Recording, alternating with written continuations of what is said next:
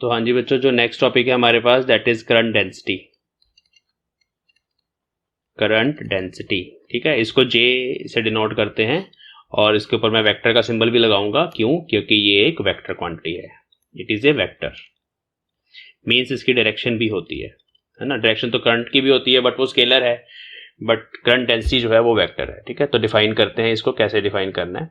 Late us suppose हमारे पास एक current carrying conductor है, इसमें से करंट आई फ्लो कर रहा है इस डायरेक्शन में। अब जो करंट डेंसिटी है वो हम किसी भी पॉइंट पर डिफाइन कर सकते हैं। हम क्या करते हैं, हम वहां पर एक एरिया कंसिडर करते हैं। ऐसे यहां मैंने जैसे छोटा सा area of cross section consider कर लिया, दिस इज एरिया जिसका मैग्नीट्यूड ए के बराबर है। अगर मैं इस एरिया की डायरेक्शन की बात करूं तो एरिया की डायरेक्शन सरफेस के परपेंडिकुलर होती है। ये होगी डायरेक्शन ए वेक्टर। ठीक है, ये डायरेक्शन है और इसका मैग्नीट्यूड कैसे निकलेगा? अगर यहाँ पे हमारे पास रेडियस आर है, यहाँ पे इसकी रेडियस आर है, तो एरिया पाई आर स्क्वायर हो जाएगा। सिंपल सी बात है। तो डायरेक्शन इसकी हमेशा उस सरफेस के परपेंडिकुलर होती है। ठीक है, तो जब भी हमें करंट डेंसिटी को फाइंड करना है, हमें क्या करना है, हमें ऐसा ही एरिया कंसिडर करना है जो एरिया मींस ये वाला सरफेस करंट के परपेंडिकुलर हो। ठीक है, तो area should be normal to the flow of charge, area should be perpendicular to the flow of charge. देखो, अगर करंट इस तरफ चल रहा है तो फ्लो ऑफ चार्ज इधर होगा, इलेक्ट्रॉन्स का, है ना। इलेक्ट्रॉन्स ऑपोजिट डायरेक्शन में जाते हैं, इलेक्ट्रॉन्स इधर जा रहे हैं, करंट इधर जा रहा है सारा। तो यहाँ पर जो रिलेशन है जो ध्यान में रखनी है वो यही है कि यहाँ पर ये वाला सरफेस जो आप कंसिडर कर रहे हैं should be perpendicular to current. ठीक है, इस बात का ध्यान रखेंगे। अब सरफेस अगर करंट के परपेंडिकुलर है, मतलब A vector and I should be in same directions, same directions. ठीक है, तभी उसका सरफेस जो है वो करंट के परपेंडिकुलर होगा। तभी सरफेस परपेंडिकुलर होगा जब ए वेक्टर और करंट होगा, जब करंट और ए वेक्टर दोनों सेम डायरेक्शन में होंगे। मींस उनमें जो थीटा है वो 0 डिग्री होगा। समझ गए? तो इसकी अगर हम सिंपल डेफिनेशन लिखें तो हम लिखते हैं it is current per unit area. कौन सा area? Which is perpendicular to the direction of current. ठीक है, डायरेक्शन ऑफ करंट के परपेंडिकुलर वाला एरिया हमें लेना है। तो current density J is current upon area.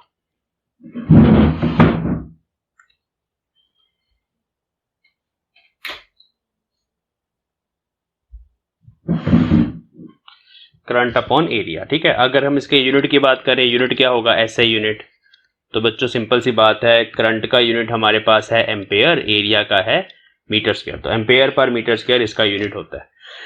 Okay, अब हम बात करते हैं कि अगर सर एरिया परपेंडिकुलर ना हो, अगर आपको पूछा जाए कि भाई ये करंट की डायरेक्शन है, ठीक है, ये वाली राइट हैंड साइड, और ये एरिया वेक्टर है यहाँ पे ऐसे, ये वाला सरफेस है। अगर सरफेस ये होगा बच्चे तो एरिया वेक्टर इसके परपेंडिकुलर इस डायरेक्शन में चला जाएगा। और क्वेश्चन में गिवन है कि एरिया वेक्टर और करंट में जो एंगल है वो हमारे पास थीटा है। तब आप क्या करेंगे, तब कैसे कैलकुलेट करेंगे? हमें तो वो एरिया लेना है जो करंट के परपेंडिकुलर हो। मींस हमें ये एरिया लेना है करंट के परपेंडिकुलर वाला। तो इसका मतलब है हम क्या करेंगे, हम इस ए वेक्टर का कंपोनेंट ले लेंगे along the direction of current. देखो, जैसे ए वेक्टर यहाँ पर करंट की डायरेक्शन के साथ थीटा एंगल बना रहा है, तो इसका मतलब है कि इस डायरेक्शन में हमारे पास आ जाएगा ए कॉस थीटा। समझ गए?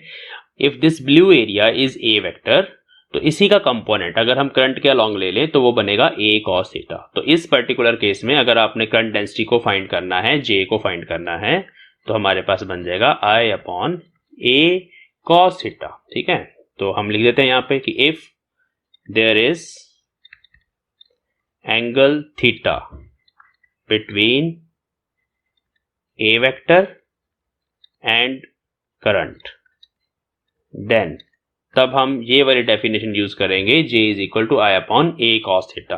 अब इसका स्पेशल केस वही है जो ऊपर हमने लिखा कि अगर यही थीटा हम 0 कर दें, है ना, अगर थीटा 0 डिग्री हो तो फिर कॉस थीटा कितना होता है, कॉस थीटा 1 हो जाएगा। तो फिर वही आप हमारे पास आ जाएगा J is equal to I upon A. ठीक है, चलिए, तो ये हमारे पास दोनों फॉर्मूले हैं करंट डेंसिटी के।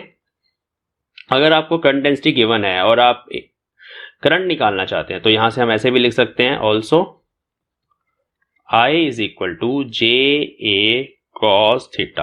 अब इस एक्सप्रेशन में बच्चे ये भी वेक्टर है, ये भी वेक्टर है, और यहाँ पे कॉस थीटा भी आ रहा है, तो करंट को हम लिखते हैं जे डॉट ए, मतलब करंट डेंसिटी और एरिया वेक्टर इन दोनों का डॉट प्रोडक्ट अगर हम कर दें तो हमें वहां पे करंट पता चलेगा।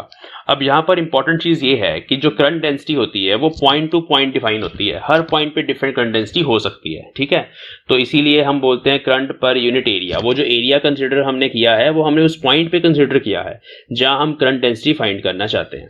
अगर आपको ये दोनों कंपोनेंट फॉर्म में भी मिल जाए किसी न्यूमेरिकल में तो आपने जस्ट डॉट प्रोडक्ट करना है। ठीक है, अब हम कुछ इंपॉर्टेंट पॉइंट्स लिख लेते हैं करंट डेंसिटी के बारे में। तो पहला पॉइंट तो यही है, it is A vector quantity, its direction is along the direction of E vector, मतलब जिस तरफ इलेक्ट्रिक फील्ड होगी उसी तरफ ये हमारे पास करंट डेंसिटी होती है। इसके बारे में अभी हम डिटेल में भी बात करेंगे, अभी देख लेते हैं। जैसे मान लो एक पर्टिकुलर पॉइंट है जहां आप करंट डेंसिटी निकाल लो, इस केस में अगर इलेक्ट्रिक फील्ड इस तरफ है तो करंट डेंसिटी की डायरेक्शन भी सेम होगी, जैसे कि इस कंडक्टर में हो रहा है। देखो इस कंडक्टर में अगर हम बैटरी का पॉजिटिव यहां लगा दें, नेगेटिव यहां लगा दें, ठीक है, तभी तो ये इलेक्ट्रॉन इस तरफ भाग रहे हैं पॉजिटिव की तरफ, और इसका मतलब है यहाँ पर इलेक्ट्रिक फील्ड सेटअप हो गई है। अब उस इलेक्ट्रिक फील्ड की डायरेक्शन किस तरफ होगी, पॉजिटिव टू नेगेटिव इस तरफ होगी, है ना। तो ये है डायरेक्शन इलेक्ट्रिक फील्ड की। अब करंट डेंसिटी की डायरेक्शन भी सेम ही है हर जगह, जहां पर जो इलेक्ट्रिक फील्ड की डायरेक्शन है वही करंट डेंसिटी की डायरेक्शन है। ये पहली प्रॉपर्टी है। दूसरी करंट डेंसिटी के बारे में अगर हम बात करें तो it is a property of A point inside the current carrying conductor। ठीक है, तो पॉइंट की प्रॉपर्टी है, पूरे कंडक्टर की प्रॉपर्टी नहीं है। नेक्स्ट पॉइंट है हमारे पास यहाँ पे कि if E vector is uniform, अगर किसी कंडक्टर के अंदर जो इलेक्ट्रिक फील्ड है वो यूनिफॉर्म है तो इसका मतलब है कि जो जे वेक्टर होगा वो भी कांस्टेंट होगा।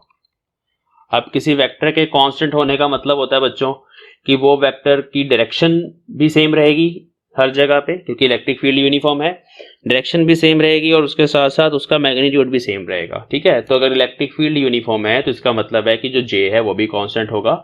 और फोर्थ पॉइंट हम यहाँ पे लिख सकते हैं कि अगर मान लो इलेक्ट्रिक फील्ड ही जीरो है, कि अगर ई वेक्टर है ही जीरो तो उसका मतलब है कि जे वेक्टर भी वहां पे जीरो होगा। अब ये इलेक्ट्रिक फील्ड और जे में जो रिलेशंस हैं वो हमें कैसे पता चल रही हैं, इसके बारे में अभी हम बात करेंगे जब हम इलेक्ट्रिक फील्ड में और करंट डेंसिटी में रिलेशन फाइंड करेंगे। तो अभी हम जल्दी इस रिलेशन को फाइंड करने वाले हैं अपने नेक्स्ट टॉपिक में। ठीक है, तो ये सारे पॉइंट्स पहले करंट डेंसिटी के अच्छे से लिख लो आप, फिर हम चलते हैं अपने नेक्स्ट टॉपिक पे। हाँ जी, तो अभी हम फाइंड करेंगे कि क्या रिलेशन है, relation between current density, very important relation,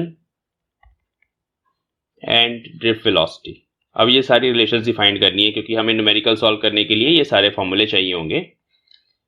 ठीक है, तो अभी हमने जैसे देखा कि जो J है दैट इज I बाई ए। अब मैं इसको वेक्टर फॉर्म में नहीं लिख रहा, मैं जस्ट इसका मैग्नीट्यूड लिख रहा हूं, current density J is equal to I by A, ये हमें पता। अब I का फॉर्मूला हमें पता है NEAVD, है ना, इसको ऐसे भी लर्न कर लेते हैं, नीवा। ठीक है, तो NEAVD ये मेरे पास करंट का फॉर्मूला आ गया, ड्रिफ्ट वेलोसिटी के साथ रिलेशन, ये हमने लास्ट लेक्चर में फाइंड करी थी। और एरिया हम यहाँ सब्स्टिट्यूट कर देते हैं, तो एरिया से एरिया कैंसिल हो गया, तो पता लग गया कि भाई ड्रिफ्ट वेलोसिटी और करंट डेंसिटी दोनों रिलेटेड है। अब यहाँ पर ये भी वेक्टर है और ये भी वेक्टर है और कोई माइनस साइन नहीं यहाँ पर आ रहा, एवरीथिंग इज पॉजिटिव। तो इसका मतलब है कि यहाँ पर इन दोनों की डायरेक्शन, यहाँ माइनस साइन चाहिए क्योंकि हमने कल ई जब पुट किया था माइनस, हाँ, तो डायरेक्शन वैसे ऑपोजिट होती है, इसकी डायरेक्शन करंट वाली होती है। ठीक है, इलेक्ट्रिक फील्ड वाली होती है। अगर आप इस फॉर्म में लिखेंगे तो यहाँ माइनस साइन चाहिए जब आप वेक्टर फॉर्म में लिखेंगे, और अगर आप मैग्नीट्यूड लिखेंगे सिर्फ तो मैग्नीट्यूड में आपके पास ये बनेगा J is equal to simply NEVD। तो ये फॉर्मूला आपको लर्न करना है क्योंकि ये आपकी हेल्प करेगा न्यूमेरिकल प्रॉब्लम्स में, जिसमें करंट डेंसिटी गिवन होती है, कभी कभी नंबर डेंसिटी भी गिवन होती है और ड्रिफ्ट वेलोसिटी फाइंड करनी होती है। इस तरह के सिंपल प्रॉब्लम्स आ जाती है। ठीक है, नेक्स्ट है हमारे पास कि अगर हम यहाँ पे VD को पुट कर दें तो VD को पुट करने के साथ J की रिलेशन इलेक्ट्रिक फील्ड के साथ निकलेगी। तो नेक्स्ट है relation of current density with electric field. E और J की क्या रिलेशन है?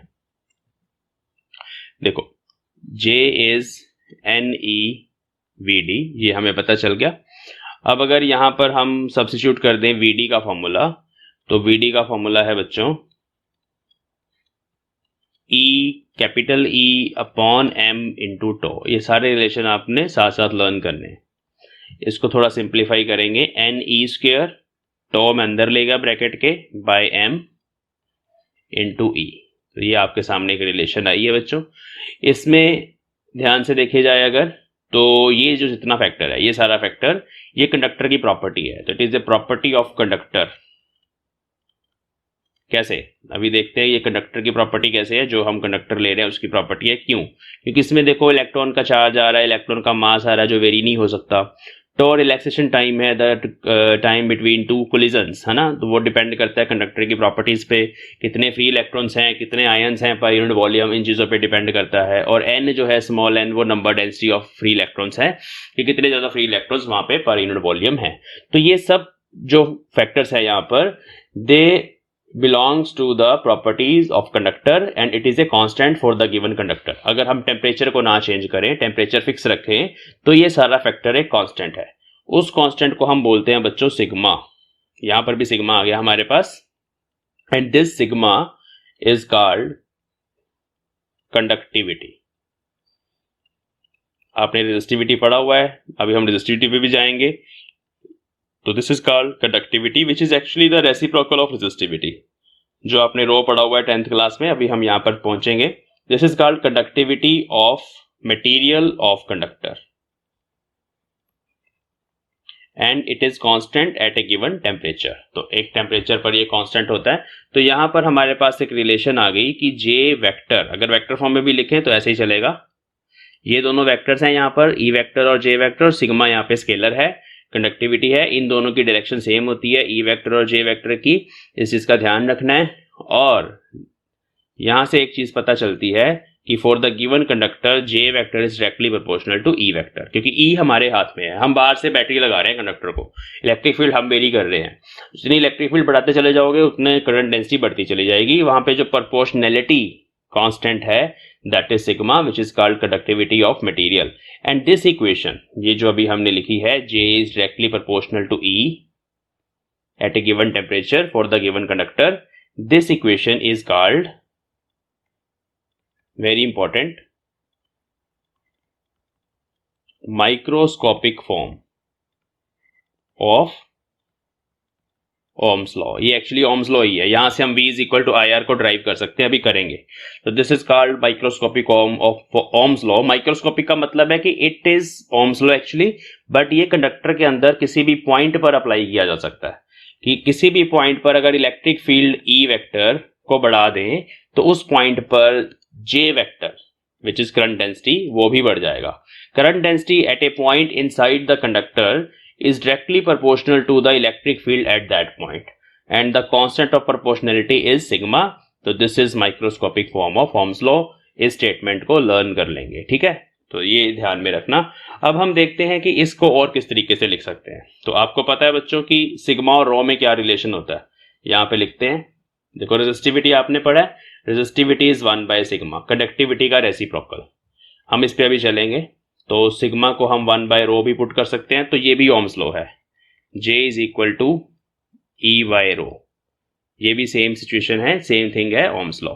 अब हम देखते हैं सिग्मा के ऊपर आते हैं। ये जो सिग्मा है जिसको हमने कंडक्टिविटी बोला, वो किसके बराबर है? ध्यान से देखें, ये रहा हमारा सिग्मा और इस चीज को मैंने सिग्मा पुट किया था।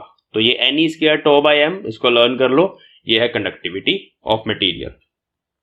तो therefore sigma is N E square by N E square tau by M, N E square tau by M, this is sigma. And अगर आप रो लिखना चाहें तो रो बन जाएगा m upon N E square tau, ठीक है। तो rho is resistivity and this is conductivity, दोनों एक दूसरे के रेसिप्रोकल। ओके, ये कौन कौन से फैक्टर्स पे डिपेंड करते हैं? अगर आपको पूछा जाए सिग्मा और रेजिस्टिविटी किस किस फैक्टर पे डिपेंड करते हैं, तो they depend on number 1 number density आ रहा है ना, स्मॉल एन का factor, number density of material, number density of free electrons of material of conductor, और दूसरा tau which is relaxation time. और इस टो की बात करें तो हमें पता है कि जो टो है that is inversely proportional to temperature, ये हमने ऑलरेडी समझा हुआ है। कैसे? चलो इसको रिकॉल कर लेते हैं फटाफट। देखो, टेम्परेचर बढ़ने से मैंने बताया था क्या होता है। टेम्परेचर बढ़ने से जो पॉजिटिव आयन कोर्स है ना, उनकी वाइब्रेशंस ज्यादा फास्ट और ज्यादा बड़ी हो जाती हैं, जिस वजह से कोलिजन्स की probability, occurrence of collisions increase हो जाती है, ज्यादा कोलिजन होने शुरू हो जाते हैं। जब कोलिजन ज्यादा होने शुरू हो जाएंगे, आप सोचो टक्करें ज्यादा हो रही हैं, तो टाइम कम मिलेगा ना फिर दो टक्करों के बीच में। तो टेम्परेचर के बढ़ने से, टी बढ़ने से, कोलिजन फ्रीक्वेंसी, सिंपल लैंग्वेज में लिख रहा हूं, कोलिजन फ्रीक्वेंसी जो है वो बढ़ जाती है। टेम्परेचर के बढ़ने से कोलिजन की फ्रीक्वेंसी बढ़ जाती है, कोलिजन की फ्रीक्वेंसी के बढ़ने से जो रिलैक्सेशन टाइम है टो, वो डिक्रीज हो जाता है बच्चों। तो टो अगर डिक्रीज हो गया, यहां पे देखो टो डिक्रीज हो गया, रेजिस्टिविटी बढ़ जाएगी, मतलब कंडक्टिविटी डिक्रीज हो जाएगी। यहाँ पे देखो टो छोटा हो गया, उसके डायरेक्टली प्रोपोर्शनल है, सिग्मा भी छोटा हो जाएगा। यहाँ पे टो छोटा हो गया तो रो जो है वो बढ़ जाएगी। तो ये वाला फंडा आप याद रखेंगे। और ये सारी कहानी जो मैं आपको सुना रहा हूं कंडक्टिविटी और रेजिस्टिविटी की, ये किसके लिए है? ध्यान से देखना, ये सिर्फ कंडक्टर्स के लिए है, ओनली फॉर कंडक्टर्स, ठीक है। एन जो है नंबर डेंसिटी, टेम्परेचर के साथ कंडक्टर्स में एन का कोई फर्क नहीं पड़ता, लेकिन अगर सेमी कंडक्टर्स हो तो एन का भी इफेक्ट होता है। एन क्या है? एन नंबर डेंसिटी है, और number density of free charge carrier. Semi conductors में बात करेंगे इसके साथ क्या होता है, लेकिन अभी के लिए कंडक्टर्स के लिए आपने सिर्फ ये कहानी याद रखनी है कि टेम्परेचर बढ़ने से रिलैक्सेशन टाइम डिक्रीज होता है, उसके डिक्रीज होने से आगे आपको पता है कि रेजिस्टिविटी इंक्रीज होगी और कंडक्टिविटी डिक्रीज होगी। तो ये आपने ध्यान रखना है। अब जो दूसरी फॉर्म है हमारी ओम्स लॉ की, वो क्या है? Other form of Ohm's law, इसको मैक्रोस्कोपिक फॉर्म बोलते हैं, जो पूरे कंडक्टर के लिए डिफाइंड होती है ना। तो फॉर ए कंडक्टर, जो दूसरी फॉर्म थी माइक्रोस्कोपिक, वो हर पॉइंट के लिए डिफाइन होती है, ये पूरे कंडक्टर के लिए डिफाइंड होती है। तो ये क्या बोलता है? ये बोलता है कि अगर फिजिकल कंडीशंस आपने चेंज नहीं करी तो V is directly proportional to I और I is directly proportional to V। तो यहां पर V is equal to IR आ जाता है। R is resistance of conductor, resistance है, ये पूरे कंडक्टर की प्रॉपर्टी है, and it is a constant, ठीक है। तो इट इज ए कांस्टेंट कब? Provided temperature of conductor remain same. ये बहुत इंपॉर्टेंट है। अगर टेम्परेचर चेंज कर दिया फिर नहीं, temperature of conductor remain same, जब तक टेम्परेचर कांस्टेंट रहेगा तब तक R जो है रेजिस्टेंस वो कांस्टेंट होती है, ठीक है। अब रेजिस्टेंस को हम V बाय IV लिखते हैं, इसका यूनिट अभी बन गया वोल्ट पर एम्पेयर। इस वोल्ट पर एम्पेयर को बच्चों ओम बोल दिया जाता है। तो ऐसे यूनिट ऑफ रेजिस्टेंस इज ओम, ये आपको पता है। ओके, ग्राफ्स की बात कर लेते हैं। अगर हम VI ग्राफ बनाएं, वोल्टेज और करंट का graph, this is called VI graph. तो V y एक्सिस के अलोंग होगा, I x एक्सिस के अलोंग होगा, तो VI ग्राफ बोलेंगे। VI कैरेक्टरिस्टिक्स बोल लेंगे, VI ग्राफ बोल लेंगे। अगर हम ऐसा ग्राफ बना दें यहाँ पर एक, तो इस ग्राफ की जो स्लोप है बच्चे, स्लोप आपको पता है change in y upon change in x, that is voltage by current. तो इस ग्राफ की स्लोप आपको रेजिस्टेंस देती है डायरेक्टली। V बाय I अगर आप कैलकुलेट करेंगे तो आपको रेजिस्टेंस मिल जाएगी, ठीक है। लेकिन हमारे पास एक और तरीका इस ग्राफ को बनाने का, वो भी आपको पता है, that is called IV graph. किसी भी तरीके से बना सकते हैं, लेकिन आपने ध्यान देना होता है क्वेश्चन में कैसे बना हुआ है IV ग्राफ। IV ग्राफ में अगर ये कोई स्ट्रेट लाइन प्लॉट है, स्ट्रेट लाइन ही बनेगा कंडक्टर के लिए, क्योंकि हम बोल रहे हैं टेम्परेचर चेंज नहीं हो रहा, R कांस्टेंट है। तो स्ट्रेट लाइन प्लॉट है, इसकी स्लोप हमें क्या देगी, इसकी स्लोप हमें देगी 1/r। तो वो जो 1/r है that is reciprocal of resistance. Resistance का रेसिप्रोकल होता है capital G, which is called conductance. जैसे वहां पर हमारे पास कंडक्टिविटी है, यहां पर हमारे पास कंडक्टेंस है बच्चे। तो ये कंडक्टेंस हो गई। अब कंडक्टेंस और रेजिस्टेंस ये दोनों कंडक्टर की प्रॉपर्टीज है, ठीक है। तो ये कंडक्टर की लेंथ पर भी डिपेंड करती हैं, L कितना है, उसका एरिया ऑफ क्रॉस सेक्शन कितना है, उस पर भी डिपेंड करती है। क्या चीज मैं कह रहा हूं, R और G, इन दोनों चीजों पे डिपेंड करती है। लेकिन रेजिस्टिविटी, मतलब कंडक्टिविटी और रेजिस्टिविटी, ये लेंथ और डायमेंशंस पे डिपेंड नहीं करती। ये किन चीजों पे डिपेंड करती है मैंने बता दिया, number density of free electrons पे और रिलैक्सेशन टाइम पे, जो फर्दर टेम्परेचर पे डिपेंड करता है। तो इसके बारे में फिर बात करेंगे, अभी हम ओम्स लॉ को आगे और डिटेल में पढ़ते हैं। तो ये हमारे पास हो गया।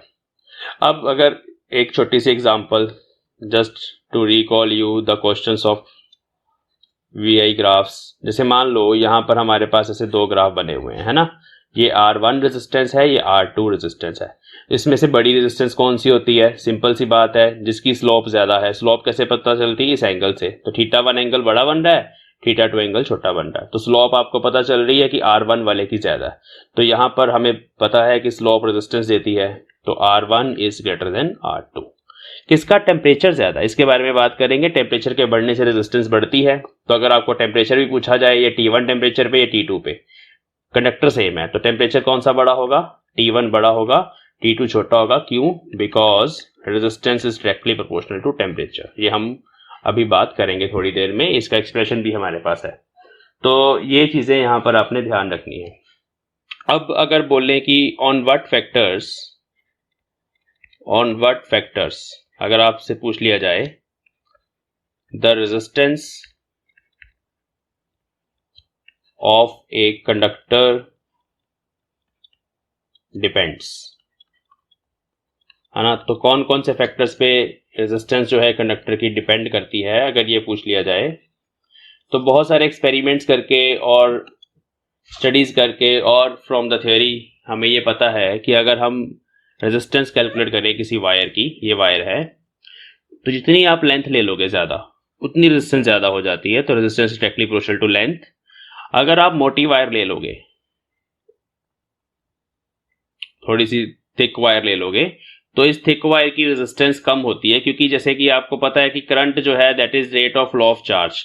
तो बड़ी पाइप में से ज्यादा पानी निकलेगा, सिंपल सही कॉन्सेप्ट है, इसमें से ज्यादा चार्ज फ्लो कर जाएगा पर यूनिट टाइम। अगर हम एरिया ऑफ क्रॉस सेक्शन भी बनाए तो यहाँ बड़ा बनेगा, और यहाँ एरिया ऑफ क्रॉस सेक्शन बनाए छोटा बनेगा। उसमें से कम चार्ज निकल पाएगा, इसमें से ज्यादा निकल पाएगा, सिंपल सी बात है।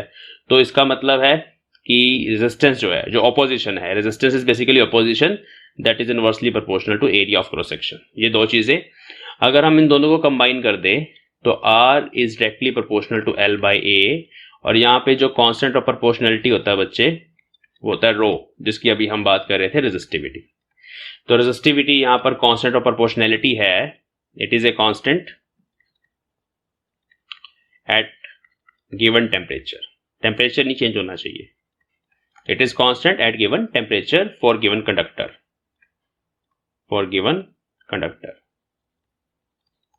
ठीक है। और इसको क्या बोला जाता है, रो को, इसके नाम है, जैसे अभी बात हुई, एक तो रेजिस्टिविटी, दूसरा नाम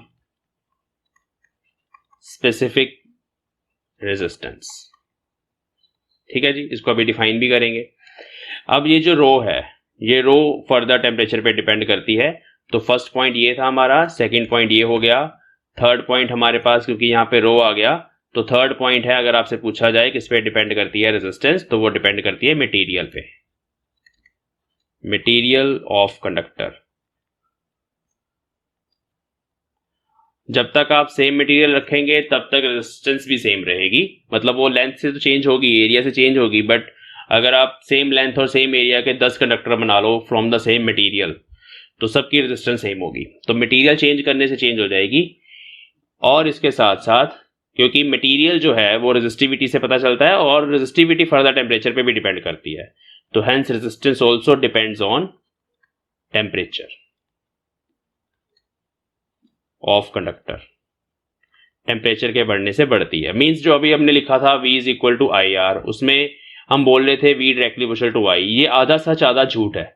ये तब तक सच है जब तक रेजिस्टेंस कांस्टेंट रहे, बट रेजिस्टेंस कांस्टेंट नहीं हो सकती अगर टेम्परेचर चेंज हो जाए, तब ये ओम्स लॉ फेल हो जाएगा। तो हमारा ओम्स लॉ जो है it is not a universal law, ये फेल भी होता है। कब फेल होता है? जब हम कंडक्टर का टेम्परेचर चेंज करते हैं। और इसके अलावा अगर आप मटेरियल चेंज कर दो, मीन्स आप कंडक्टर नहीं ले रहे, आप ले रहे हो सेमी कंडक्टर्स, सुपर कंडक्टर, इस तरह के मटेरियल्स होते हैं, तो उनके लिए ये जो ओम्स लॉ है V directly proportional to I, this doesn't follows. ठीक है, ये फॉलो नहीं होता, ओबे नहीं होता, ये फेल हो जाता है। तो रेजिस्टिविटी पे वापस आ जाते हैं, स्पेसिफिक रेजिस्टेंस पे। अगर हम इसको डिफाइन करें, व्हाट इज रो, अगर आपसे पूछ लिया जाए डिफाइन रो, तो इसकी डेफिनेशन क्या है?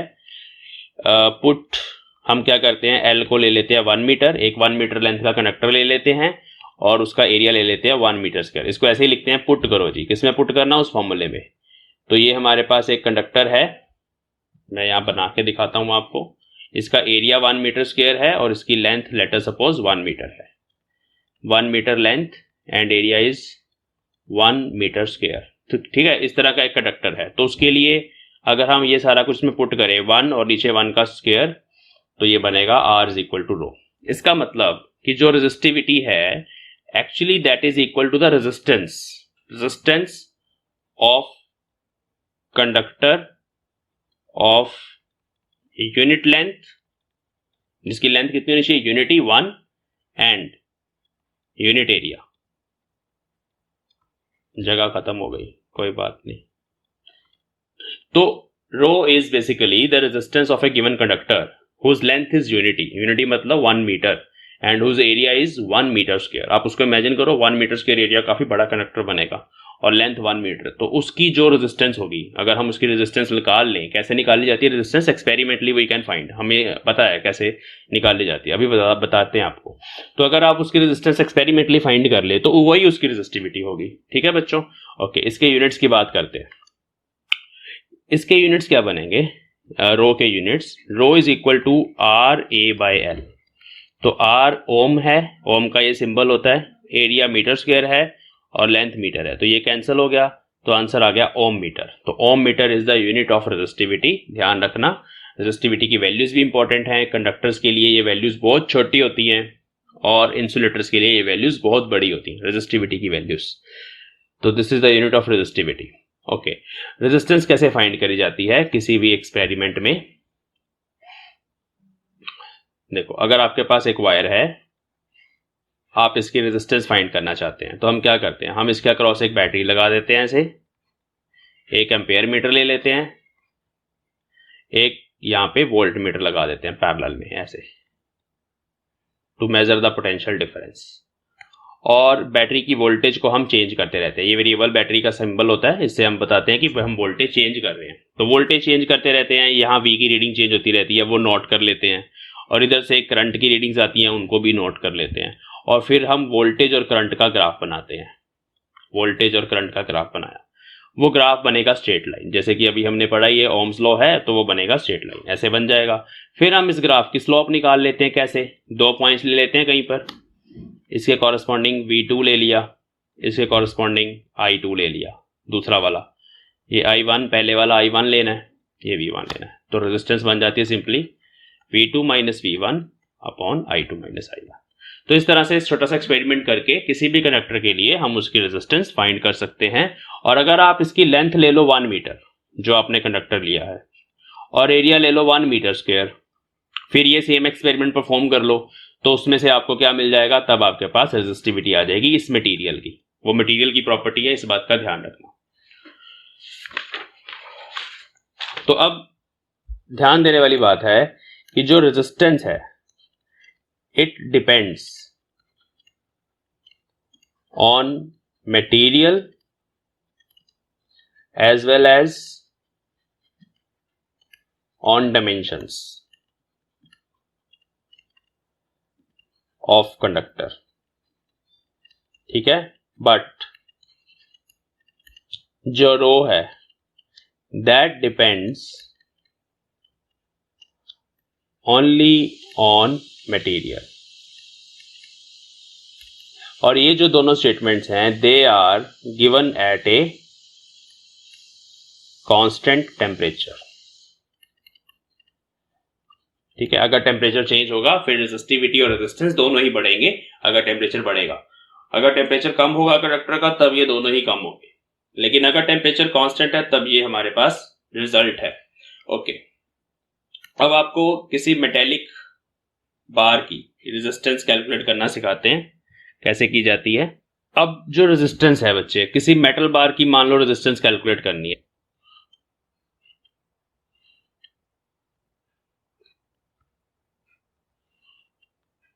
तो लेट अस सपोज हमारे पास इस तरह की एक मेटेलिक बार है जिसकी रेजिस्टिविटी रो है, और इस बार में ये लेंथ है L, ये है ब्रेड्थ B और ये है हाइट H, ठीक है। ओके,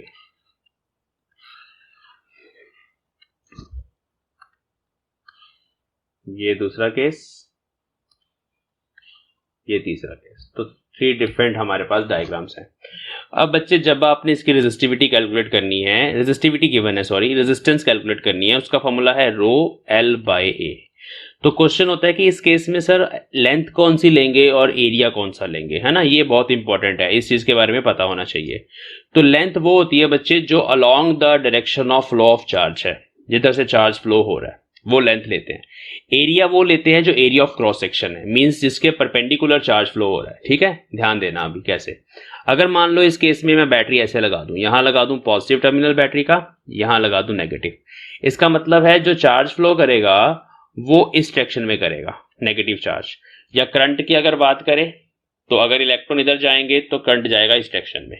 अब जिस लेंथ के अलोंग करंट जा रहा है बच्चे, वो लेंथ आपने लेनी है इस फॉर्मूले में, और एरिया लेना ये वाला जो उसके परपेंडिकुलर है। मींस इस फर्स्ट केस में आर का फॉर्मूला बनेगा रो, लेंथ आपने एल ले लेनी है, और एरिया ये वाला, तो वो होगा H इंटू बी। ध्यान देना इस बात पे। सेकंड केस में मान लो बैटरी ऐसे लगा दी, पॉजिटिव टर्मिनल यहां लगा दिया, नेगेटिव नीचे लगा दिया, तो इसका मतलब है कि अब जो इलेक्ट्रॉन्स जाएंगे वो ऊपर की तरफ भागेंगे और करंट ऐसे होगा नीचे की तरफ, ठीक है। तो इस केस में जो लेंथ लेंगे वो करंट के अलोंग वाली लेंथ H बनती है, तो R is equal to rho H। Area कौन सा, एरिया परपेंडिकुलर वाला करंट के, ये वाला एरिया। इस एरिया को कैलकुलेट कैसे करोगे आप, L इंटू बी। और लास्ट केस में मान लो पॉजिटिव टर्मिनल हमने यहां लगा दिया और नेगेटिव टर्मिनल यहां पीछे लगा दिया, बैटरी का स्लैब हमारे पास वही है। इस केस में अगर आपको रेजिस्टेंस लिखनी है तो आप लिखोगे rho B by H into L, ठीक है। क्योंकि हमारे पास इस केस में जो करंट होगा बच्चों वो इस तरफ जाएगा करंट, और जो एरिया रहेगा इसके परपेंडिकुलर वाला, मैं उसको शेड कर देता हूँ, ये वाला एरिया रहेगा। तो इस एरिया को कैलकुलेट अगर आपने करना है तो दैट इज H, ये H है ये वाली साइड, इंटू L, तो ये एरिया हो गया और ये लेंथ। तो इस चीज का ध्यान रखना है। अगर आपके पास इस तरह का क्यूबॉइड आ जाए, उस केस में रेजिस्टेंस कंपेयर करने का क्वेश्चन आ जाता है, रेशियो फाइंड करने का क्वेश्चन आ जाता है, रेजिस्टेंस इसकी रेशियो फाइंड करो, तो इन चीजों का ध्यान रखना। इसके अलावा जो रेजिस्टेंस है, कुछ चीजों से कुछ मेथड्स हमारे पास होते हैं जिसमें हम रेजिस्टेंस को चेंज कर सकते हैं। जैसे एक वायर है, सिलेंड्रिकल वायर, इस तरह के न्यूमेरिकल्स 10th क्लास में भी करते हैं बच्चे। इस वायर को आपने स्ट्रेच कर दिया, इधर फोर्स लगाई दोनों तरफ आपने फोर्स लगाने से स्ट्रेच कर दिया, ये वायर थोड़ी सी लंबी हो जाएगी और थोड़ी सी पतली हो जाएगी, ठीक है। मान लो इसकी जो ओरिजिनल लेंथ है वो L है, और जो फाइनल लेंथ L2 है वो n टाइम्स L है, मतलब कि आपने इसको n टाइम स्ट्रेच कर दिया अपनी ओरिजिनल लेंथ से, ठीक है। तो L2 इज NL। अगर हम यहाँ पर रेशो फाइंड करें L2 बाय L1 तो वो रेशो n है ना। इसका मतलब यही है कि हमने किसी वायर को n टाइम स्ट्रेच कर दिया। तो if a wire is stretched n times, तो क्या होगा, देखो n टाइम स्ट्रेच करने से लेंथ बढ़ जाएगी और एरिया ऑफ क्रॉस सेक्शन उतना ही कम हो जाएगा। अगर ये वाला एरिया A1 जो है वो A के बराबर है, तो ये वाला जो एरिया होगा A2 वो A/n होगा, उतना एरिया कम हो जाएगा। जितनी लेंथ आप बढ़ाओगे उतना एरिया कम हो जाएगा, क्योंकि दोनों एक दूसरे के प्रोपोर्शंस में चलते हैं। तो यहां पर अगर हम A2/A1 लिखें तो वो 1/n आएगा, ठीक है, क्योंकि उतना एरिया कम हो गया। ओके, इस चीज को हम प्रूफ भी कर सकते हैं। कैसे प्रूफ कर सकते हैं? देखो, ध्यान से देखो, इसका वॉल्यूम V1 और इसका वॉल्यूम V2 वो तो बराबर रहेंगे ना। तो अगर V1 is equal to V2 है, वॉल्यूम क्या होता है? एरिया इंटू लेंथ, इधर भी बनेगा एरिया इंटू लेंथ।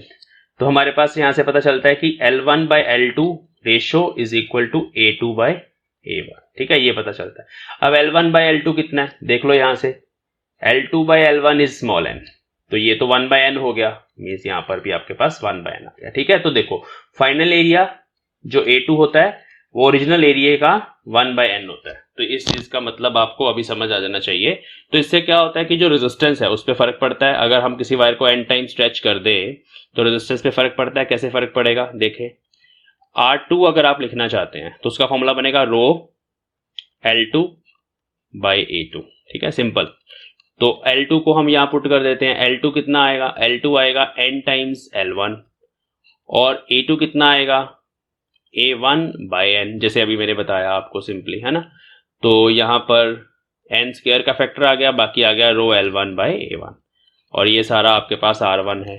तो जो रेजिस्टेंस है वो n स्क्वायर टाइम्स हो जाती है।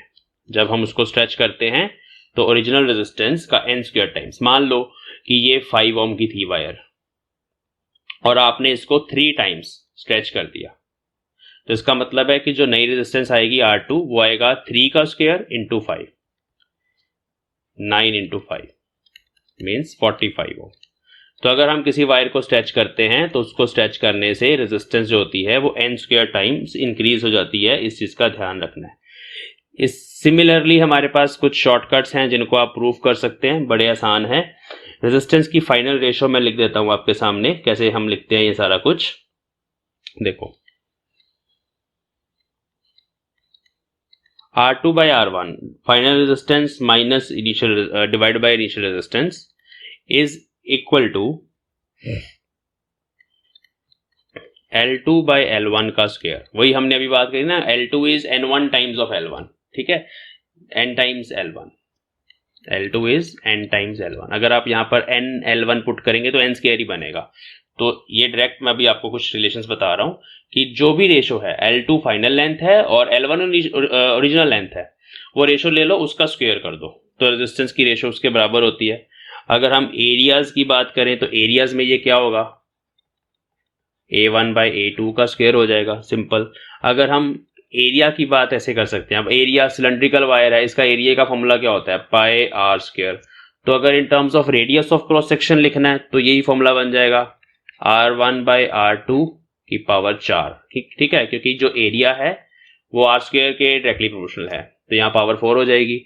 और अगर आपने डायमीटर की टर्म्स में भी लिखना है तो D1/D2 की पावर 4, ठीक है। तो ये सारा शॉर्टकट में आपको मैंने बता दिया। ये सब प्रूफ हो सकता है, जैसे अभी हमने रेजिस्टेंस के लिए प्रूफ किया है, ऐसे आप एरिया के लिए भी प्रूफ कर सकते हैं, ऐसे ही रेडियस के लिए भी हो जाएगा और बाकी चीजों के लिए भी हो जाएगा। तो ये रेशो इसके बराबर होती है, ध्यान रखना। एक और केस है हमारे पास, परसेंटेज की फॉर्म में भी ये क्वेश्चन आता है। चलिए एक एग्जांपल करते हैं, जैसे कि a wire of length L is stretched, हमने उसको स्ट्रेच किया बाय 5%, हमने उसको 5% स्ट्रेच किया, ठीक है। फाइंड द परसेंटेज चेंज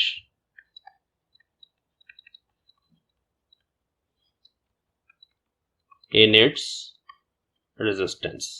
तो इसके रेजिस्टेंस में परसेंटेज चेंज कितना होगा वो हमें फाइंड करना है, बहुत आसान है। देखो, L2 लिखना सीखना है। L2 मतलब फाइनल लेंथ कितनी होगी? वो होगी L1 प्लस 5% ऑफ L1, है ना। 5% आपने उसको स्ट्रेच कर दिया, इसका मतलब है अगर पहले ये वायर थी L1 लेंथ थी उसकी, इसका 5% मतलब थोड़ी सी आपने और उसको स्ट्रेच कर दिया, थोड़ी सी लंबी होगी, ये इस पूरे का 5% है। तो इसको आप कैसे लिखेंगे? L1 प्लस 5/100 ऑफ L1, ऐसे लिखेंगे ना। तो L1 जो थी वो, चलो L1 ही रहने देते हैं, ये बन जाएगा 105/100 L1, तो ये L2 हो गया। तो इसका मतलब हो गया यहाँ पे कि L2/L1 जो है वही रेशो, वो 105/100 है। तो अगर आपको ये रेशो मिल ही गई है तो अब आपको कोई टेंशन नहीं है। अब आपने जस्ट क्या करना है, आपने रेजिस्टेंस की रेशो लिखनी है। R2/R1 इज एक्चुअली 105/100 का स्क्वायर। बस डायरेक्ट आंसर आप बता सकते हैं, प्रूफ भी कर सकते हैं, ये होगा। तो R ये आ गया हमारे पास। अगर इसको परसेंटेज चेंज में लिखना है तो R2 इज ये, है ना। अब परसेंटेज चेंज का फॉर्मूला होता है final minus initial upon initial into 100%। अगर आप ये सॉल्व कर लें यहाँ पे तो परसेंटेज चेंज आपको पता चल जाएगा। ये देखते हैं कितना है, ये है 105/100 का square into R1 minus R1 upon R1 into 100%। ठीक है, तो यही बनता है हमारे पास। R2 की वैल्यू हमने पुट कर दी तो R1 कॉमन आ गया, वो नीचे ऊपर कैंसिल हो जाएगा, ऊपर बचेगा 105/100 का square minus 1 divide by R1 into 100%। ये कैंसिल हो जाएंगे। ठीक है, यहाँ पर बन गया जी 105 माइनस 100 का स्क्वायर बाय 100 का स्क्वायर इंटू 100, है ना। तो 100 से एक 100 कैंसिल हो जाएगा यहाँ पे, और यहाँ पे 105, इसको हमें सॉल्व करना है। इसको सॉल्व करने का तरीका है a plus B, a minus B का फॉर्मूला लगाएं, इसको सॉल्व करेंगे, अभी कर लेते हैं।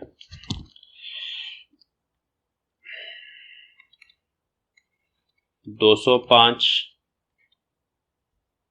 इंटू 5, a प्लस बी 205 बनेगा, a माइनस बी 5 बनेगा बाय 100%। ठीक है,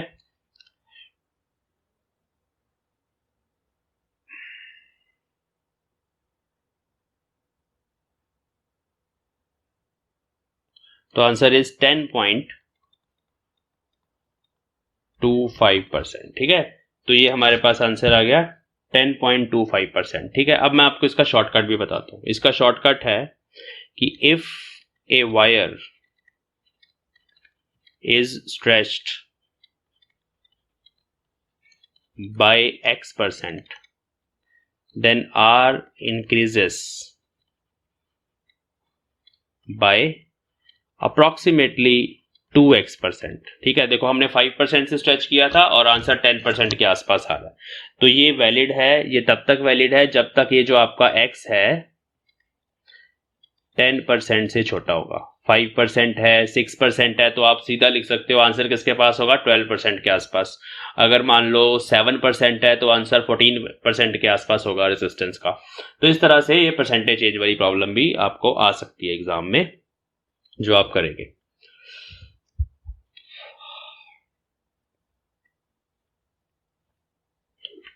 तो ये वो चीजें थी कि रेजिस्टेंस किस किस फैक्टर पे डिपेंड करती है।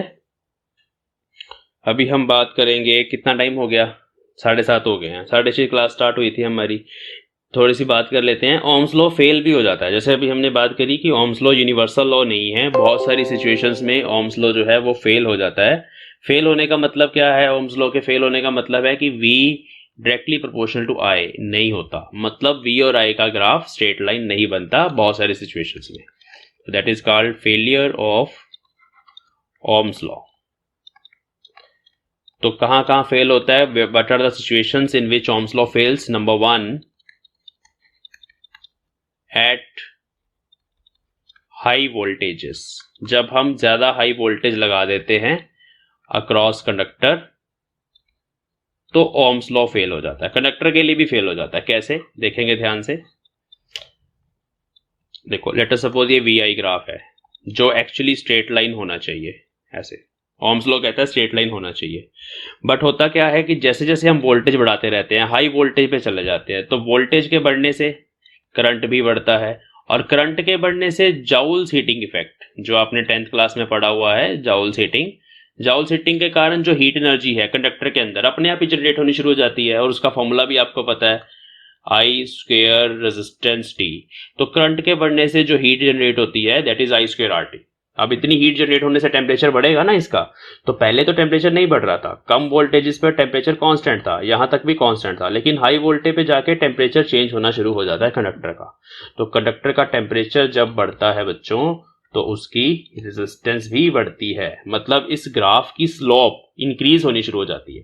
तो पहले ये ग्राफ एक्सपेरिमेंटली अगर बनाते हैं तो स्ट्रेट लाइन ही बनता रहता है, बट हाई वोल्टेज पे जाके ये ऐसे इस तरफ बेंड हो जाता है, स्लोप बढ़नी शुरू हो जाती है, क्योंकि इसकी जो स्लोप है इस ग्राफ की वो हमें रेजिस्टेंस देती है ना। तो स्लोप बढ़ने का मतलब है ग्राफ इस तरफ बेंड हो जाता है। तो ग्राफ जितना वोल्टेज एक्सिस की तरफ बेंड हो जाएगा उतनी रेजिस्टेंस बढ़ जाएगी, इस बात का ध्यान रखना। इस बात को आप यहां पर भी इंप्लीमेंट कर सकते हैं। अगर ये वोल्टेज है, ये करंट है, तो जो ग्राफ वोल्टेज के पास होगा उसकी रेजिस्टेंस ज्यादा होगी, सिंपल फंडा।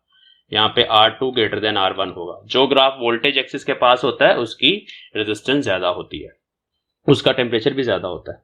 तो इस तरह से ओम्स लॉ फेल हो जाता है। जैसे ही ये स्ट्रेट लाइन नहीं बना, कर्व आ गई, तो इस जगह पे जाके ये ओम्स लॉ फेल हो जाता है। तो इसका रीजन अगर आपने लिखना है तो रीजन यही है जो मैंने यहाँ बताया कि वोल्टेज बढ़ने से करंट बढ़ेगा, करंट के बढ़ने से हीट एनर्जी जनरेट होगी, उससे टेम्परेचर बनेगा और resistance will no longer be a constant, तो वो वेरी कर जाएगी रेजिस्टेंस।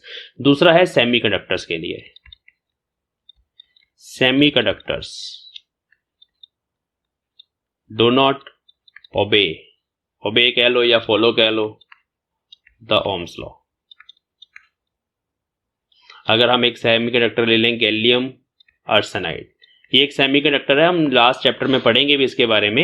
ये कंपाउंड सेमीकंडक्टर है, दो का बना हुआ है। कंपाउंड्स होते हैं ना जैसे केमिस्ट्री में पढ़ते हो। तो अगर हम एक गैलियम आर्सेनाइड सेमीकंडक्टर ले लें, उसका एक हम मेटेलिक बार ले लें या सिलेंड्रिकल वायर ले लें, उसकी किसकी ले लें, GaAs, ठीक है। तो उस केस में बच्चों जो VI ग्राफ है या IV ग्राफ मेरे पास बना हुआ है जो NCERT में है, वो इस तरह का बनता है, ऐसा कर्व बन जाती है ना। तो कर्व बन गई है और साथ में कहीं पर स्लोप डिक्रीज हो रही है, कहीं पर स्लोप इंक्रीज हो रही है, मतलब रेजिस्टेंस चेंज हो रही है। तो ऐसा होता है सेमीकंडक्टर्स के अंदर। कैसे होता है, क्यों होता है, वो हम अभी नहीं स्टडी कर सकते, लेकिन ऐसा ग्राफ होता है। अब इस ग्राफ में भी एक क्वेश्चन पूछा जाता है, ये O से लेके A तक आ गया और यहाँ B लिखा हुआ है, तो पूछा जाता है what is the reason of negative resistance. तो आपको पता ही है A से लेके B तक जो स्लोप है वो नेगेटिव है। तो स्लोप नेगेटिव है मतलब रेजिस्टेंस भी नेगेटिव है ना। अब नेगेटिव भी होती है resistance, it is a scalar quantity and it is negative. Negative होने का मतलब है वोल्टेज के बढ़ने से करंट कम हो रहा है, it is the meaning of negative resistance, ठीक है। अदरवाइज हम बोलते हैं करंट और वोल्टेज डायरेक्टली प्रोपोर्शनल है ना, यहां इनवर्सली हो जाते हैं, वोल्टेज के बढ़ने से करंट कम होता है, तो नेगेटिव रेजिस्टेंस हो गई। और इसके साथ साथ इस रीजन में O से लेके A तक रेजिस्टेंस जो है वो पॉजिटिव है, और ग्राफ बना कर्व, तो मतलब यहाँ पे ओम्स लॉ फेल हो गया। तीसरा ये कहाँ फेल होता है, थर्ड सिचुएशन है हमारे पास कुछ स्पेशल डिवाइसेस हैं जैसे कि LED, आपने सुना है। अब LED की फुल फॉर्म क्या होती है, इसको पढ़ेंगे हम यूनिट नंबर 9 में जाके, इसको पढ़ेंगे कैसे काम करता है। लाइट एमिटिंग डायोड, ये होता है LED। आजकल तो घरों में LED टीवी लगे हुए हैं, जो आपके घर में LED टीवी है उसमें हजारों करोड़ों LEDs लगे हुए हैं, छोटे छोटे बल्ब लगे हुए हैं, उनमें से लाइट निकलती है जब हम पोटेंशियल डिफरेंस अप्लाई करते हैं। तो ये डायोड होता है। एक्चुअली इसका जो टेक्निकल नेम है वो है PN जंक्शन डायोड, इसको पढ़ेंगे बहुत डिटेल में unit number 9, PN junction diode. अब इसका VI कैरेक्टरिस्टिक हमें बनाने के लिए पूछा जाता है जी, इसका ग्राफ बनाएं, उस चैप्टर में जाके बनाते हैं हम। अगर हम इसका VI कैरेक्टरिस्टिक देखें, ग्राफ देखें, तो वो इस तरह का, एक हम इधर I ले लें, इधर V ले लें, तो ऐसे फिर ये ऐसे बन जाता है। और इस तरफ अगर हम नेगेटिव वोल्टेज लगा दें तो ऐसे बनता है। तो देखो कितना प्यारा ग्राफ बनता है ना, स्ट्रेट लाइन नहीं है, कर्व है, तो ओम्स लॉ यहाँ पे फेल होता है, ओम्स लॉ फेल्स। अब अगर इस केस में रेजिस्टेंस कैलकुलेट करनी हो, फिर सर कैसे करते हैं अगर ओम्स लॉ फेल हो जाए। तो इस केस में अगर स्लोप चेंज हो रही है मतलब रेजिस्टेंस चेंज हो रही है, इस रीजन में और रेजिस्टेंस है, यहां पर रेजिस्टेंस कुछ और है, यहां पे रेजिस्टेंस कुछ और है, तो इस केस में जो रेजिस्टेंस भी डिफाइन होती है ना उसको हम बोलते हैं डायनेमिक रेजिस्टेंस। हम वहां जाके पढ़ेंगे डायनेमिक रेजिस्टेंस मतलब वो रेजिस्टेंस जो चेंज हो रही हो, ठीक है, तो अपने आप चेंज होती है इसमें। तो ये 2-3 सिचुएशंस हैं बच्चों जिसमें हमारा ओम्स लॉ जो है वो फेल हो जाता है। Hence it means that the Ohm's law is not a universal law. Universal law नहीं है, सिर्फ किसके लिए वैलिड है, कंडक्टर्स के लिए, only for conductors and at a constant temperature. तो मैं यहां वो लास्ट लाइन लिख दूं, Ohm's law is valid only for metals या कंडक्टर्स एट फिक्स्ड टेम्परेचर। तभी स्ट्रेट लाइन ग्राफ बनेगा, अदरवाइज ग्राफ जो है वो स्ट्रेट लाइन नहीं बनेगा। तो ये इंपॉर्टेंट पॉइंट है हमारा, और इन सिचुएशंस में ओम्स लॉ फेल हो जाता है।